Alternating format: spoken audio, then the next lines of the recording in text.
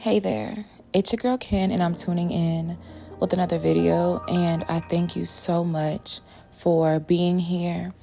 I am so excited for this new year, and before I move on, I have left some loose strings into the last year that I did want to talk about and bring you guys in closer to me, and that is regarding this move, which was so abrupt and, most importantly, very avoidable if I had just allowed myself to not be so fearful and be in tune and pay attention to everything that was happening in my life.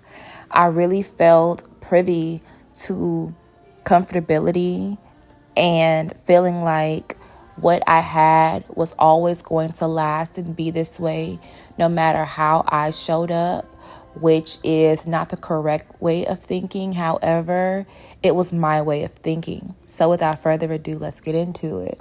One of the hugest lessons that I know I had learned was that I need to always set goals to make sure that I am protected, safe, and well managed, period. One of the things I know I definitely failed myself with last year was that I did not prioritize discipline and organization in order to ensure that I will always have safety and comfort, and not in a way that allowed me to go about being comfortable as in like bad habits, but instead those good habits like planning and getting ahead of things.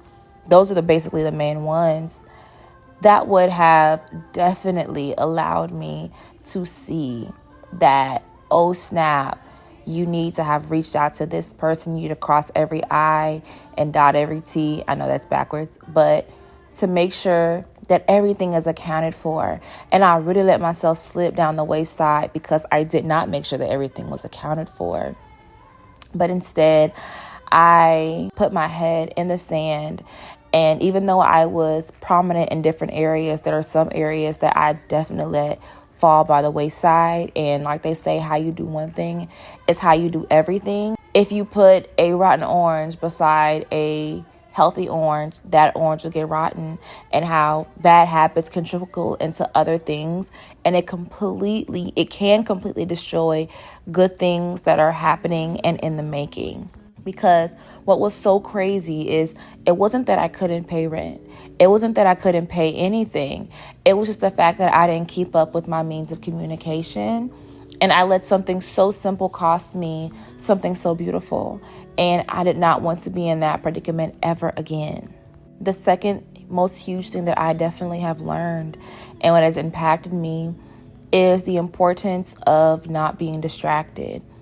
There was multiple times, especially in, I think that was August or September, where the Lord was really trying to let me know that I need to not be distracted, and how this time is very important for me to be really focused. And I did fall prey to being distracted. There was a certain person that was sent in that I definitely found interest with, and I allowed that to continue to distract me on top of other distractions like scrolling on social media and going and hanging out, which isn't bad. However, if I don't, which I didn't have that planning, those boundaries, those foreseeable actions to make sure that everything is taken care of, where I can have fun without the stressors of other things getting handled, then also I wouldn't be able to be put in this situation that I put myself in. And even though I want so badly to be upset, and the way that my landlord handled the situation by not giving me the opportunity to make things right, and instead just literally push me out without even caring if I had a backup plan or someone there for me, that really did hurt me. I felt betrayed. But at the end of the day, that doesn't matter, because there are some people in this world who only mean business and who will not have grace for you.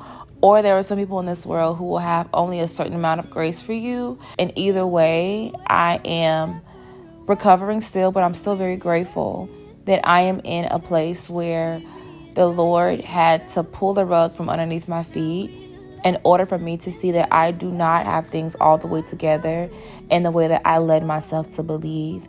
And this experience of packing everything in 5 days, pulling everything together, the stress of apartment hunting, the stress of trying to figure out how I'm going to get back home and all this stuff, has really made me see the ceiling that I had put over myself, figuratively and literally, is not the ceiling that the Lord sees for me. It is way beyond.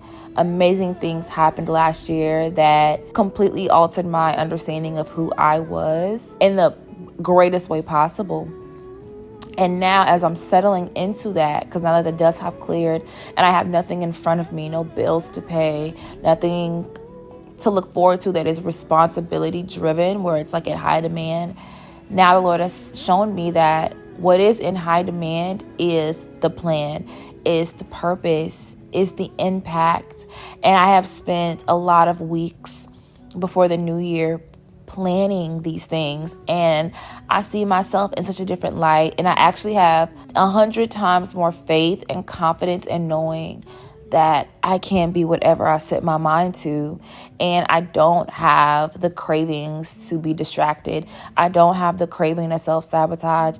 I don't have the cravings to even be validated or to even feel judged for what I'm going to do, because I know that I am amazing. I know that I'm impactful. I know that my voice matters. And the Lord has sent in some amazing people to remind me of this every single day, where I cannot forget it. So even though this stuff was so painful, I dissociated, I fell into depression, but I got out of depression. I fell into suicidal ideation really shortly, but I got out of that.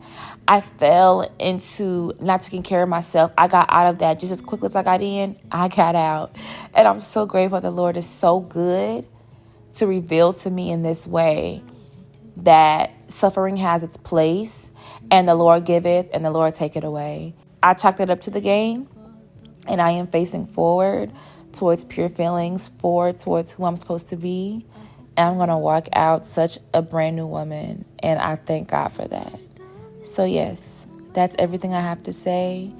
I hope that you continue to tune into my journey and the next videos. I love you guys.